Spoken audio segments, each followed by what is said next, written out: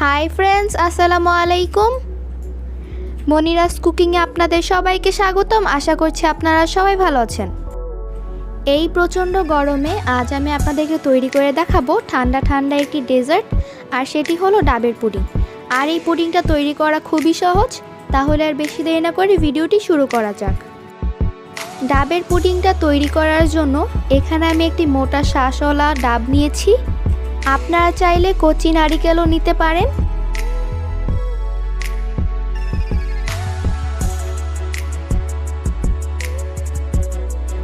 এখন আমি ডাব থেকে পানিটা বের করে নিব। এজন্য আমি একটি ছুরির সাহায্যে ডাবের মুখটাকে খুলে নিচ্ছি।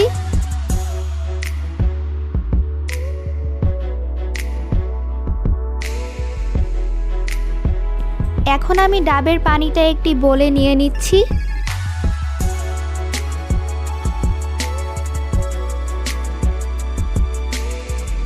এখানে 2 কাপ পরিমাণ ডাবের পানি হয়েছে।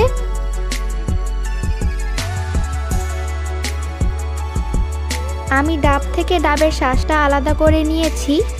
এখন আমি ডাবের শাঁসগুলোকে একটি ছুরির সাহায্যে পাতলা পাতলা স্লাইস করে কেটে নিচ্ছি।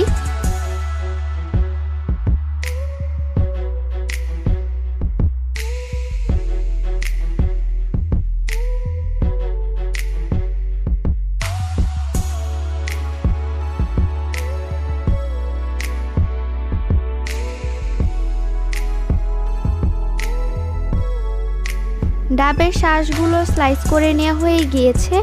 এখন আমি এটিকে একটি বোলে করে সাইডে রেখে দিচ্ছি।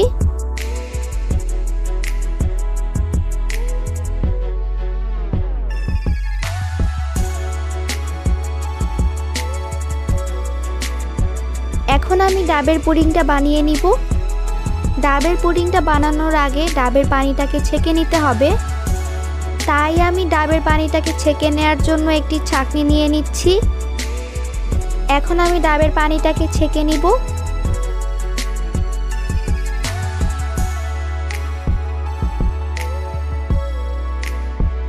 ডাবের পানিটাকে জেলি বানানোর জন্য এখানে আমি নিয়ে নিচ্ছি 2 টেবিল চামচ পরিমাণ আগার আগার পাউডার।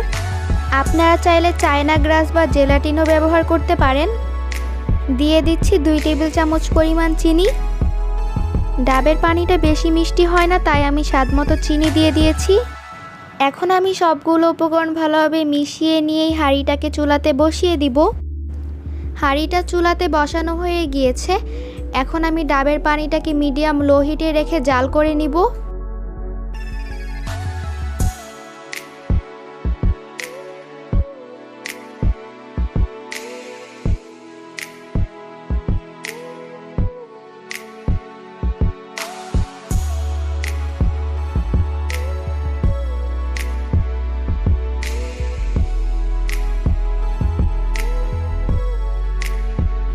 ডাবের পানিটা জাল করে নেওয়া হয়ে গেলে ওই পর্যায়ে ডাবের পানিটা ঘন হয়ে আসবে।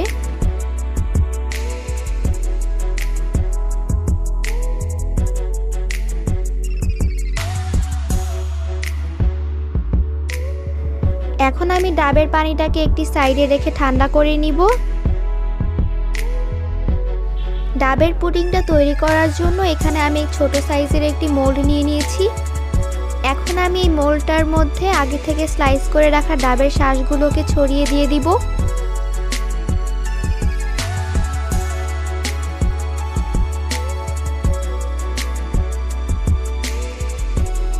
এখন আমি পুডিংয়ের মিশ্রণটা ঢেলে দিচ্ছি।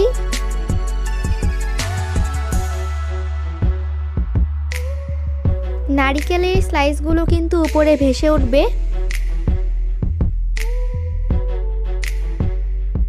এগুলোকে একটু নাড়িয়ে সেট করে দিতে পারেন। এখন আমি এই পুডিংটাকে নর্মাল ফ্রিজে রেখে দিব 30 মিনিটের জন্য। 30 মিনিট হয়ে গিয়েছে এবং পুডিংটা জমে গিয়েছে। এখন আমি পুডিংটাকে একটি প্লেটে নিয়ে পুডিংটাকে ঢেলে নিচ্ছি। পুডিংটাকে আমি আগেই ঘুরিয়ে নিয়েছিলাম। এখন এই পুডিংটা ঠান্ডা থাকা অবস্থায় কেটে সার্ভ করে নিব।